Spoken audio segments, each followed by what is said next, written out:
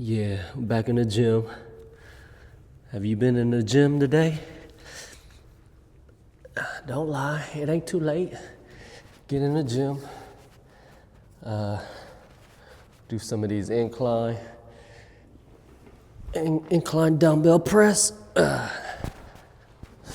It's a little chill in here, but watch this video and I'll get back to you. Ranking Member Wyden and members of this distinguished committee, I'm humbled to be sitting here today as President Trump's nominee to oversee the U.S. Department of Health and Human Services. I want to thank President Trump for entrusting me to deliver on his promise to make America healthy again. I also want to thank Cheryl and Kik and Bobby and all of my other children who are here today, and all the many members of my large extended family for the love that they have so generously shared. Ours has always been a family that has been involved in public service, and I look forward to continuing that tradition. My journey into the issue of health began with my career as an environmental attorney, working with hunters and fishermen and mothers in the small town in the Hudson Valley and along the Hudson River. I learned very early on that human health and environmental injuries are intertwined. The same chemicals that kill fish make people sick also. Today, Americans' overall health is in grievous condition. Over 70% of adults and a third of children are overweight or obese. Diabetes is 10 times more prevalent than it was during the 1960s. Cancer among young people is rising by 1 or 2% a year. Autoimmune diseases, neurodevelopmental disorders, Alzheimer's, asthma, ADHD, depression, addiction, and a host of other physical and mental health conditions are all on the rise, some of them exponentially.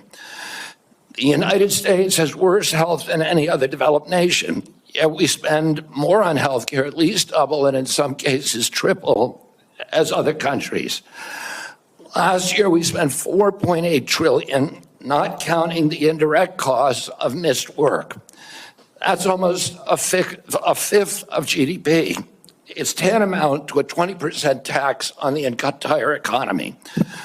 No wonder America has trouble competing with countries that pay a third of what we do for health and have better outcomes and a healthier workforce.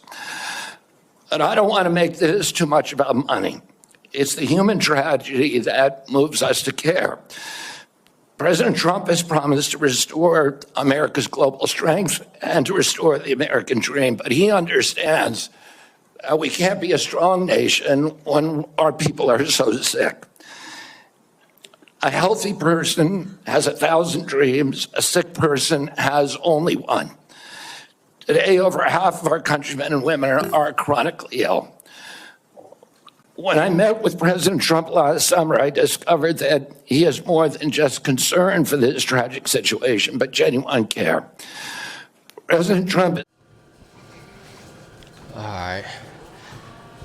How fitting is this one about health and fitness, right?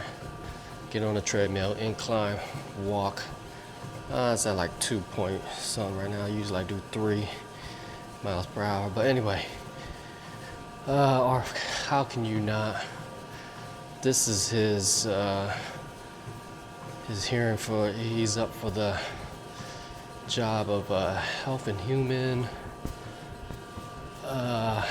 Services Secretary. And this is his hearing or whatever. He's totally for the health of Americans, right? Why? I'm totally for it, man. Promote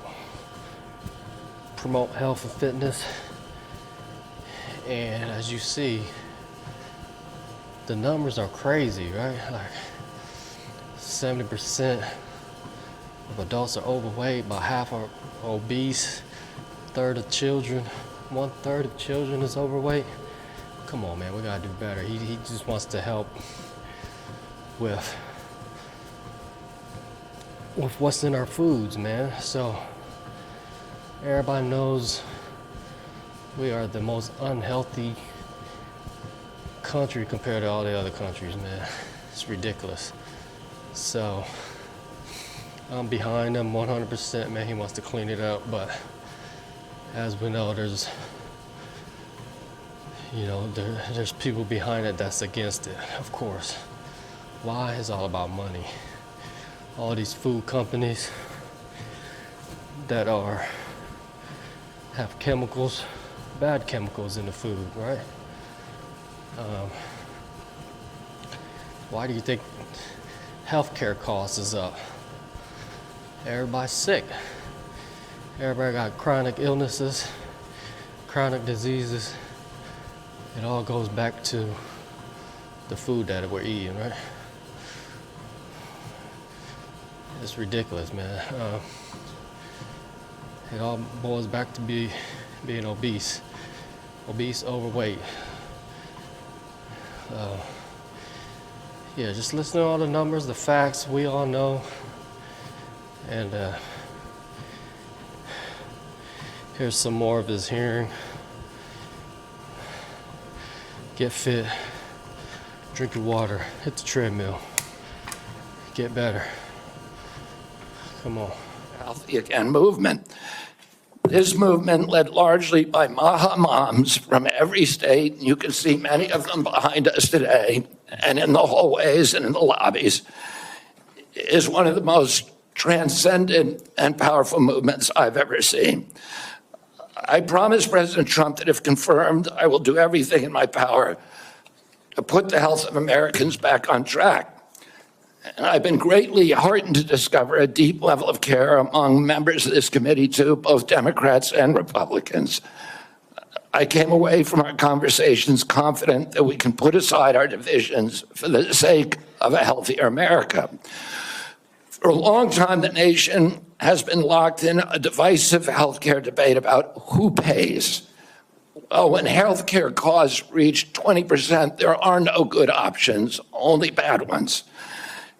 Shifting the burden around between government and corporations and insurers and providers and families is like rearranging deck chairs on the Titanic. Our country will sink beneath a sea of desperation and debt if we don't change the course and ask, why are healthcare costs so high in the first place? The obvious answer is chronic disease. The CDC says 90% of healthcare spending goes toward managing chronic disease, which hits lower income Americans the hardest. The president's pledge is not to make some Americans healthy again, but to make all of our people healthy again. There is no single culprit in chronic disease. Much as I have criticized certain industries and agencies, President Trump and I understand that most of their scientists and experts genuinely care about American health. Therefore, we will bring together all stakeholders in pursuit of this unifying goal. Before I conclude, I want to make sure the committee... See? So look, Big Pharma, just use some common sense, man. Common sense is logic, man. Who's making all this money? Big Pharma. They want to keep people unhealthy. Why? Medicine, drugs. The more unhealthy you are, the more you're going to be dependent on this. They'll tell you you need this, need that. Because of this, because of that. I mean, why do you think commercials, they never promote good health, right? Why do you think? Huh? Let's use your head. If you know me, or that's all I do is try to promote good health. Stay fit, fitness, drink water, strong body, strong mind, right? Why do you think, hey, use common sense, man. Why do you think I only got 1 subscriber, man? They don't want to promote this. You know what I mean? Nah, it's a little joke, but anyway, there's some more to it. Let's start eating right, man. I'll close it out. in a second. News reports have claimed that I'm anti-vaccine or anti-industry. I am neither. I am pro-safety.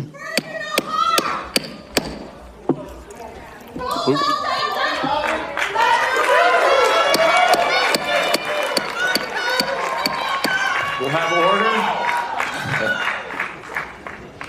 Please proceed, Mr. Kennedy. I am pro-safety. I worked for years to raise awareness about the mercury and toxic chemicals in fish, and nobody called me anti-fish. And I believe that that vaccines play a critical role in healthcare. All of my kids are vaccinated. I've written many books on vaccines. My first book in 2014, the first line of it is, I am not anti-vaccine, and the last line is, I am not anti-vaccine. Nor am I the enemy of food producers. American farms are the bedrock of our culture, of our politics, of our national security. I was a 4-H kid, and I spent my summer working on ranches. I went to work with our farmers. I want to work with our farmers and food producers to remove burdensome regulations and unleash American ingenuity. AHA simply cannot succeed without a partnership, a full partnership of American farmers. In my advocacy, I've often disturbed the status quo by asking uncomfortable questions. Well, I'm not going to apologize for that. We have massive health problems in this country that we must face honestly. And the first thing I've done every morning for the past 20 years is to get on my knees and pray to God that He would put me in a position to end the chronic disease epidemic and to help America's children. That's why I'm so grateful to President Trump for the opportunity to sit before you today and seek your support and partnership in this endeavor. I will conclude with a promise. The members of this committee, to the President, and to all the tens of millions of parents across America, especially the moms, who have propelled this issue to center stage. Should I be so privileged as to be confirmed, we will make sure our tax dollars support healthy foods. We will scrutinize the chemical additives in our food supply. We will remove financial conflicts of interest from our agencies. We will create an honest, unbiased, gold standard science at HHS, accountable to the President, to Congress, and to the American people. We will reverse the chronic disease epidemic and put the nation back on the road to good health. Thank you.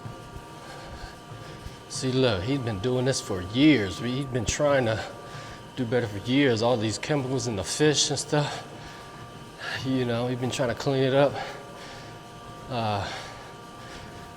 And look, you see that? See that lady? She a nutcase, man. Like, come on. What's she arguing about? They probably, she got paid to try to disrupt, or how'd she get in that room? Come on, lashing out like that. But anyway, close it out. Get this walk. I'm gonna do a mile, little incline mile. It's good. You know, so just start today, man. Let's promote good health, strong body, strong mind, and just use common sense, man. Stay out the middle aisles in the grocery stores. You'll be all right. Hey, if he RFK, let me be part of the team, man. I'm gonna help promote. Let's go.